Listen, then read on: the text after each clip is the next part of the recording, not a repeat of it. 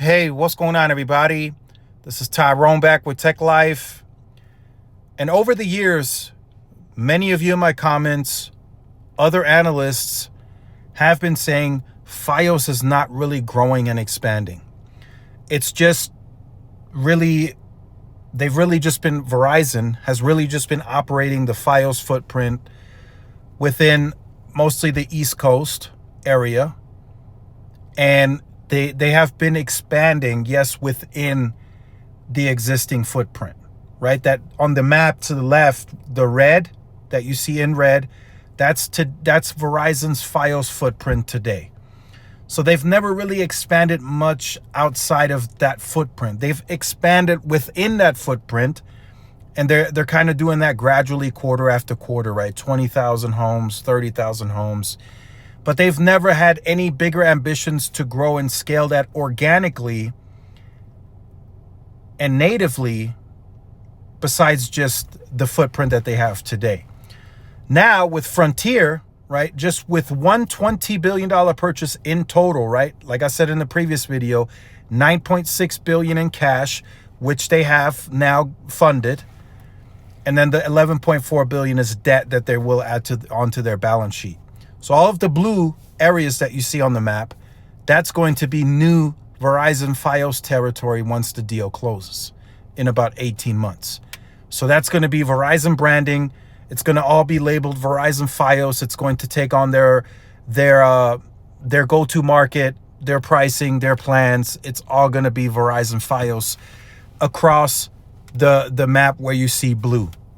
So within just that purchase, Verizon Fios is expanding 25 million new fiber passings that they did not have before. So just like all these years where people have been saying, oh, they want Verizon Fios, they want it to scale, they want it to grow, within one purchase, they're able to grow 25 million fiber passings. Huge deal, right? Now, a lot of people have asked me, okay, what does this really mean for Verizon? What's the implications here? Is that going to all of a sudden mean that they're going to grow the wireless business into the 500,000s per quarter? What does this really mean?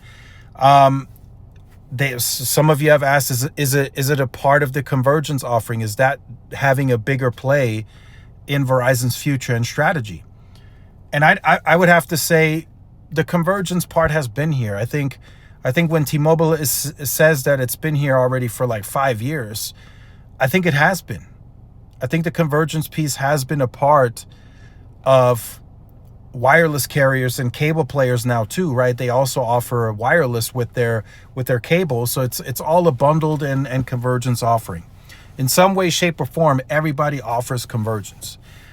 Now, I don't think Verizon is specifically making this purchase because of convergence, because T-Mobile recently stated at the Deutsche Telekom Capital Markets Day that in areas where their competitors sell fiber, they do better on mobile. So it's a success driver for the individual company. Like, I'm not disputing AT&T numbers. Those, that, 30-40% convergence piece, that is a success for AT&T, and it works, right? In the areas where they're growing, the areas of sections of markets that they're targeting where they have fiber, the convergence is clearly working. But it's not derailing T-Mobile's success, as an example, right? The convergence piece is not a success to T-Mobile growing on mobile. And we've seen that, right? So it's really not like a huge deal. That's why Verizon says it's a very low percentage of their business. And even T-Mobile says it's a very low percentage, the convergence. For one, they don't have FWA that they can sell to every single house. So they really can't, they might not be able to do 40% convergence. And then maybe with the Metronet, Lumos, and all the other fiber deals that they make on a leasing basis, maybe then they can go bigger on convergence, possibly. But T-Mobile doesn't have the capability today to really converge these offers. The FWA, yes, they are doing 400,000 a quarter, but eventually that will run out. It's not like they can sell to 50 million customers. That's just not feasible, not possible. Let's not even go there, right? Even the, 12 million that they're going to now, that's even pushing it, right? That's taking it, I feel, to the absolute max of capacity that they have available. So 50, 60 million households converging with T-Mobile home broadband and wireless is just not realistic today. So that's probably why T-Mobile is not as engaged in that conversation, because they simply couldn't do it to that scale. AT&T is looking to get to 40, 45 million homes passed with convergence. And those are going to be homes that they can sell to a fiber product that is the best fiber product that you can possibly get. So it makes sense for AT&T to really push that piece, right? And in the future, once Verizon gains this scale of Frontier, 25 million homes passed, they continue to grow Fios. They possibly continue to grow within these Frontier footprints, right? They do more homes passed. Their convergence piece will also be bigger. They're going to also start questioning the regional VPs. They're going to start saying, hey, we have all this Verizon Fios now that we took over, right, from Frontier. We need to start converging. We need to start selling wireless and fiber. And they're going to start asking the question, okay, you sold Verizon Fios, why didn't you sell wireless? And vice versa, right? In these households, if a family of 4 got wireless, how come they didn't get Verizon Fios? They're going to start asking that in the future, I feel. It's just a natural progression after you buy this, after you after you integrate, and then you have to make a return on this investment. So you got to start selling, right? It's just a natural progression, I feel. Eventually, Verizon will start talking more about convergence. But like I said, it's not a huge, big enough piece, in my opinion, to derail anyone's success. Cable is still going to grow. T-Mobile is still going to grow. Everyone else is still going to take their share. But I feel for the individual carrier that's offering this, it's going to lead to lower churn. It's going to lead to better ARPA, right? Average price per account, because they're attaching fiber to it, which is usually priced fairly high, $60, $70, $80 price point. So that's, from that aspect, it's a bigger deal. So I feel for Verizon, the implication is, one, it's just the scale of the business, right? You're now reaching a much bigger footprint. So then that leads to an opportunity to also sell wireless to those customers.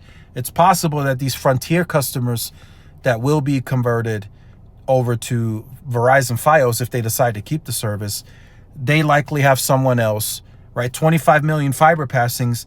There is likely somebody, well, not all of them have the fiber, of course. There's about 2.2 million customers that over the 25 states that Verizon will gain. Out of those 2.2 million customers, clearly not all of them have Verizon wireless, right? So there's an opportunity that those are 2.2 million customers that are going to be part of your billing, that you're going to integrate, that I would view as an opportunity to sell wireless or some type of other service, right? So you got to look at that. You got to break that down. You got to look at, okay, out of those 2.2 million customers, how many of them have our wireless service?